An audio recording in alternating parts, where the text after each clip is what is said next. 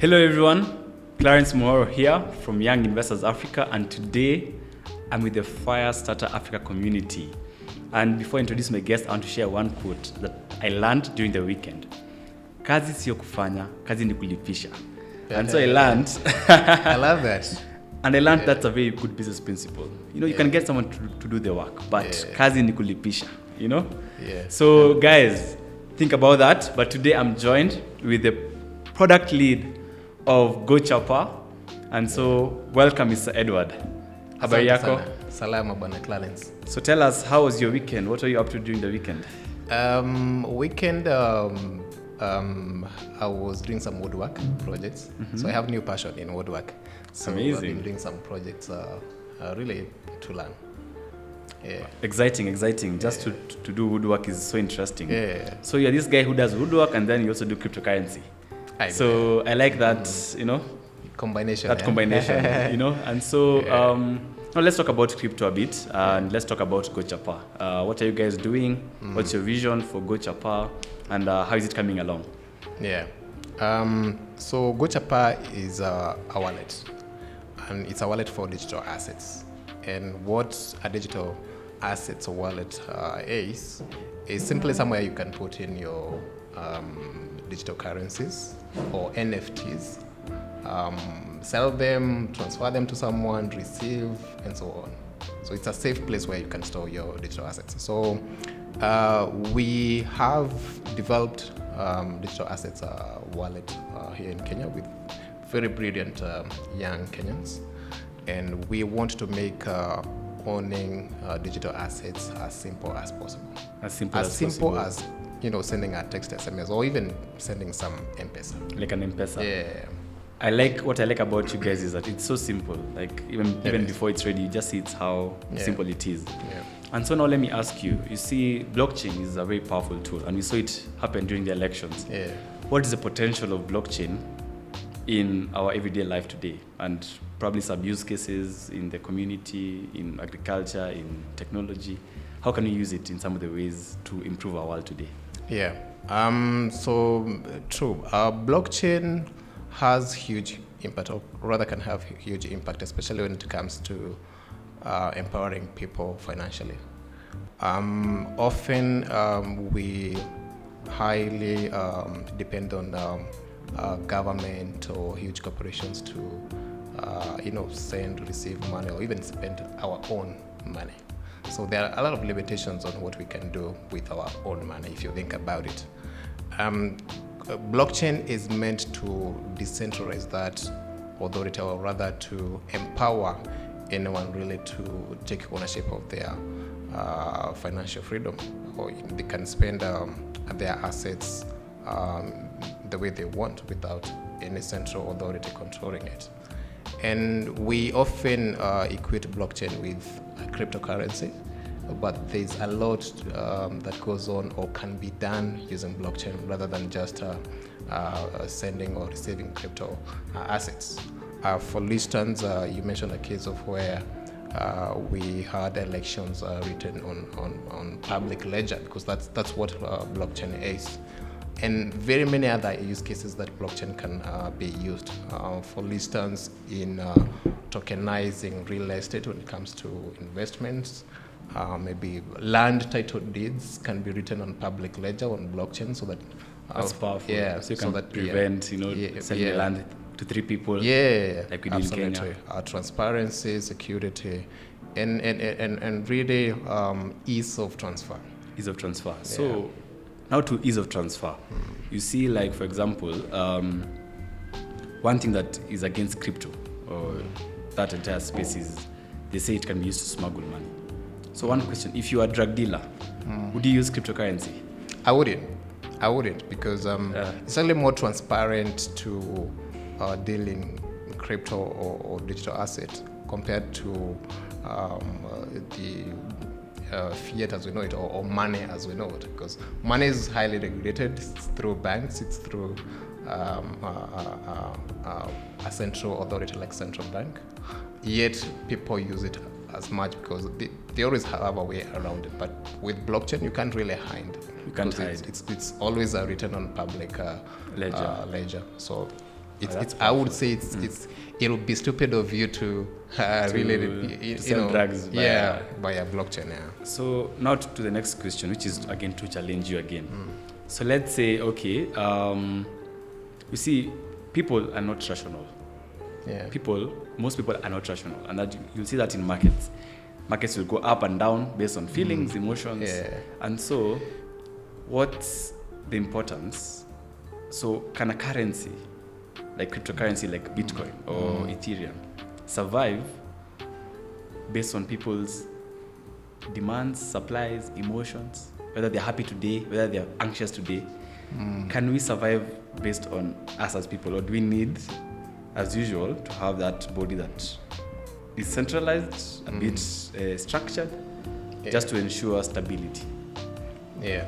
So it's really difficult to speak in general terms because there are thousands of crypto assets out there. So it really depends on a particular asset. For instance, if you look at the history of Bitcoin, for instance, yes, it has its up and down, but largely it has been very predictive. You can see there has been a trend. Some assets, they have a very short lifespan, and they're very volatile. Can go 100x, and the next day it's 10x, and then they're done. So it's really difficult to generalize crypto because it's really diverse. It's diverse. Yeah. Awesome. I think I'm done challenging you today. Do you have any questions for me today? Yeah. So perhaps to start, I would like to know who Clarence is. Clarence is an entrepreneur, a Christian, a leader, and an investor. And so for me, I'm more into the shares, into money back life insurance, circles, but then I also did crypto. Awesome. I'm a fan of crypto. Do you own any coins? Yes, I own a number of coins. Awesome. Actually, I am very sad this year. It's been winter. It's been a long winter. It's been winter. It's very cold, you know, and because this was a year where I doubled down on cryptocurrency. Okay. So in January and February, I was buying, and so I got actually burnt in cryptocurrency mining in 2018. Okay. This thing called BitClub Network. Then it was a big scam all over the world. Lost money. Got confidence again. Came back in 2021. Bought again 2022, but then now this time I was with education. You know, it's always important to educate yourself first. True. I learned a lot, learned how to buy, how to store them, and now I think it's just a matter of waiting because I believe in the future of cryptocurrency, and I know that they should go up, especially for those few coins. I think what I've learned is that crisis usually kills the weaklings. In everything. True. For example, 2008 financial crisis. The poor banks that were over-leveraged had too much debt. They killed off. So if you're strong and stable, it's a cleanup. Right team. Yeah, it's a cleanup. So I feel like it also presents opportunities to learn lessons. We've seen things like FTX. We've seen Luna this year happening. And I think that story, there's this story I like sharing. You know, this family, it was now you're the father and the son. So this guy became very old and used to take care of oxen. The oxen give us our entire livelihood. So one day, the guy comes and the oxen have all run away. I mean, they've all been stolen. And he tells his dad, okay, no, the dad retires, so the guy is caring for the oxen, the kid. So me now. And so he tells the dad, the oxen have gone. This is the worst day of our lives. We are done. We can't survive. The father says, I don't know whether it's a good thing or a bad thing. And so when the oxen have run away, he goes for a walk. And since they left the door open, the next day, a group of horses, wild horses, come in, beautiful horses come in and enter into the location and start eating there. Took refuge. And then he tells Dad, you're going to be rich. This is the best thing that has ever happened to me. And the dad says again, I don't know whether it's a good thing or a bad thing. And then it goes on again. He tries to take care of them, of the wild, the horses, but they're wild. So one kicks him and he breaks his leg. Tells Dad, this is the worst day of my life. Now I cannot even walk. And the dad says, I don't know whether it's a good thing or a bad thing. And so 2 weeks later, he can't walk, he can't. And so the army is coming. They're looking for young men to go to war. And he sees this guy's leg is broken and they don't take him. And the dad says, I don't know whether it's a good thing or a bad thing. And it goes on. But then the storyline is, everything happens for a reason. For a reason, And so I feel like this time has been a reason it's very important that we see, okay, what to avoid, what to invest in, how to be more careful when you're investing, because we saw FTX have a huge fall from grace. So I love crypto, praying for it to go up. But I think apart from that, I enjoy sports. I'm an Arsenal fan. Lazima ningesema. Awesome. This is a good season Number one. for you guys. Yeah. But that's Clarence Muhoro. Yeah.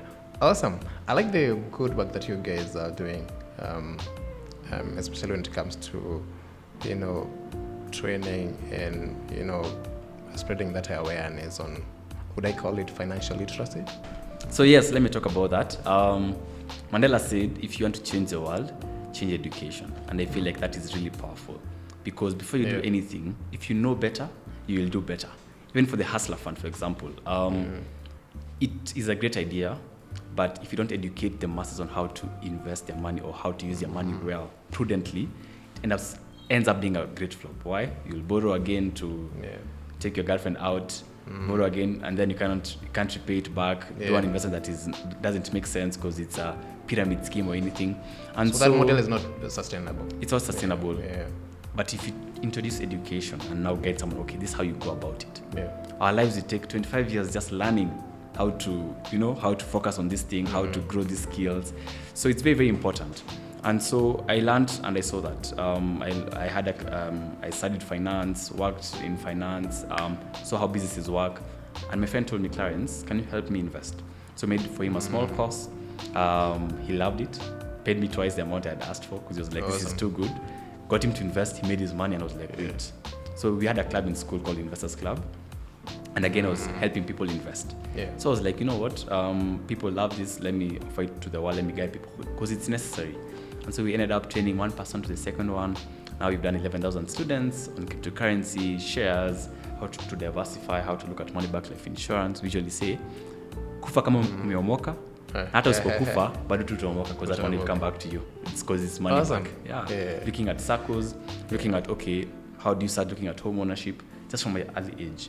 And that is really powerful, because now you're able to plan your financial life. You're like, okay, here, I'm doing this. If I'm employed, I need to look at these opportunities. Are they giving loans? How can I take a loan? Are they giving us life insurance? Are they giving us pension? So I can, since they're doubling on what I'm doing, can I, But it's very important for us to plan ourselves, grow ourselves, invest in ourselves, so you can earn. From your earning, you're saving, then you're understanding everything that is going around, then you're investing, and you repeat. Keep on earning, keep on saving, keep on understanding new things, learning new things, learning cryptocurrency, keep on investing, and then at the top is called patience. When you're patient enough, 5 years, 10 years, you're financially free. Amazing. I think one thing that I like about what you guys are doing is it aligns with our mission at Firestarter. The mission of Firestarter is really to educate people on blockchain and opportunities therein, especially for young people. There are a lot of people that we want to know that you can make money on blockchain, not necessarily crypto. I see a lot of creative people doing investment in NFTs. I see a lot of young people being developers, software developers on Web3. And metaverse as well. It's a huge industry. So all these use cases very valid for people to know about and really make their living or make their career in. So that's what we're also doing in Firestarter. So for you guys, if you haven't joined our Firestarter community yet, please do. We are very active on Telegram. So please join Firestarter Africa on Telegram. We do podcasts also on YouTube and other channels as well. Please join. I agree with you. I think it's very powerful. My friend, actually, it's very good for creatives. People like guys who draw art, they can sell NFTs. My friend is a photographer. He sold 2 photos, one for 1.5 ETH, the other one for 1.5 ETH, but it was different times. So he earned 800,000 and 600,000, 1.4 million. You can imagine. Awesome. So art is now becoming more valuable. You can be able to sell your projects and have the blockchain system that will now prevent people from duplicating. You have the original rights, like you have IP. I also like the fact that even for someone who's in marketing, you need to be part of the metaverse. Because now that's where the eyeballs are going. People are looking at the creative ways of going for concerts via the metaverse. And so you put on your VR, for example, and you're in this virtual world. Like I was watching this video, and then now you go to Sandbox, and there Snoop Dogg is there. But as you're walking there and you have your icon there, it's like a game, able to see like billboards there. Hey, Firestarters community. Yeah. So that's where marketing is going, where the eyeballs are. You know? Absolutely. So I feel like there's so much opportunity for the guys who are in blockchain, who are building these softwares, who are building these designs, guys who are in UI, UX design, people who are looking at different ways of just changing the world in communication, in marketing, in connecting the world. You see Zuckerberg is doing there, where you can even like shake hands and be in a meeting here, but no one is actually here. So you save time, you save on fuel, you save the environment. So I think it's changing the world. Yeah, absolutely. And I think as we keep on going, the world keeps on improving. Yeah. And I think there's so much change happening now. We just need to be part of that change. Yeah. Let me go back to the point on financial inclusion. Often in Kenya we talk about how we've achieved financial inclusion, especially through mobile money. Yes. Do you think we've truly achieved financial inclusion, especially with regard to access to affordable investment opportunities? We're not yet there yet. Again, it's because of education. We don't understand much. Yeah. We don't know, the importance of life insurance or health insurance, just to take care of your health. We don't know how to buy shares. We don't know how to buy cryptocurrency. Basically, probably here in Nairobi, watu kidogo, but it's a foreign concept, you know. And I feel like, again, it starts with education. Yeah. Just let's learn these things, let's grow that, and then now you can understand. Because I can't buy NFTs without knowing what they are, right? Sure. And again, you look at it and you're like, only 2% of the population have life insurance. So if you die, and you're a breadwinner, kuisha maneno. People are not in circles, yet that's where you can access the hustler fund from if you want to take a huge loan, for example. And I feel like even knowing how to buy, sometimes I actually say I bought shares when I was 17 and someone's like, hey, you had millions when you're 17. So that's the perception that they have. Yeah, and I was like, boss, you said at 22, but that was 2,200 shillings. You know, buy. Someone can even take me to Java to show them how I bought. We were talking again, you can buy shares globally. Yeah. From your phone here. As little as $10. So things have become affordable. You've mentioned something interesting about fractional ownership of shares. We recently talked about how you can tokenize real estate and put them on blockchain and enable people to buy a fraction of real estate assets. Very true. And it's a lengthy conversation, and maybe we'll talk about that at a different episode. But I would like to know what's in your circle, in your audience, in your community. What's the perception about crypto? What do people think about crypto generally? Among young people, those who get to learn about cryptocurrency, I feel 70% are interested, for example, just to learn about it. Yeah. So 30% don't have any interest at all. From that 70%, 40% see it making sense. So from 100 now you're at 40% saying, this thing, you can invest here. And then now around 15% are done. So I feel like eventually actually taken a step and take a step or even try to educate themselves further. So I feel like there's been a lot of growth for cryptocurrency. I feel like since it's very new, the adoption has been very quick. Even to reach the $1 trillion cap in a short time, I feel like it's been quick, but then also crypto now needs to do a better job. You know, like this year has been poor PR for cryptocurrency. And so, the scams that happen, you've seen AWS mining, BitClub network. Kenyans have been scammed a lot. And you see Kenyans are like one of the most highest owners of cryptocurrencies in the world. Like, the adoption is quite high here. So I think it's a matter of, guys, the guys who do the cryptocurrency side of it all, the ones who make these things, let's have good PR. Yeah. Let's have more reasons to trust than to doubt. Yeah. See, we used to doubt banks. Sure. they're But stealing from eventually us, people trusted banks. Yeah. But then now people now say moving away from banks. Now you're like, hey, you don't trust a bank to happen. Now you want to go to cryptocurrency. Now guys are like, hey, let's just stay with our banks then, you know. So yes, it's gonna take some time. But do you think? Do you foresee a time where crypto will become a mainstream, maybe product of investment? And for us to get there, what was the journey like? What do you think the journey will be like to get it to be one of the mainstream products? Maybe like stocks or any other form of equity, which is the thing about cryptocurrency. Sometimes you're like, is it an asset or a currency? Yeah, so that's a huge conversation, even amongst ourselves. Yeah. And what should you focus on? If it's supposed to be a currency, I feel like it needs to be, the more people accept it, the more it's usable, the utility increases. Now we can say, if I can buy some shoes in Gucci in UK with crypto, if I can buy things in China with crypto, then it's now more usable. Yeah. Because if I go with my 1,000 bob to US to a shop, it'll be like you'll be either bring us dollars or probably you only accept dollars or euros. But if they can accept Bitcoin, if your shop can accept Bitcoin, then it becomes more usable. As an asset, I think we just need to look at projects. So it's now a matter of specific projects. Yeah? Okay, what's your project? What is it solving? What problem is it solving? How is it stored? What's the number involved in that? How do we gain from it? Let's say if I invest in Sandbox, for example, people, they're selling the land on the metaverse. So when land is sold, the token gains value. So I say, okay, it's like I'm investing in a business. Because at the end of the day, you need to see where is the cash coming from. It's all about cash flow. If you're buying shares in Safaricom, you're saying, it's because you're buying credit, he's using M-Pesa, he's buying Wi-Fi. We're like, okay, now you can benefit from that gain. But there's nowhere money needs to originate from somewhere. So you need to see, okay, where is the value in this cryptocurrency and is it likely to appreciate in the next 5 years? So I think that's my view. Yeah. Awesome. Back to you. Anything you would want maybe to know more?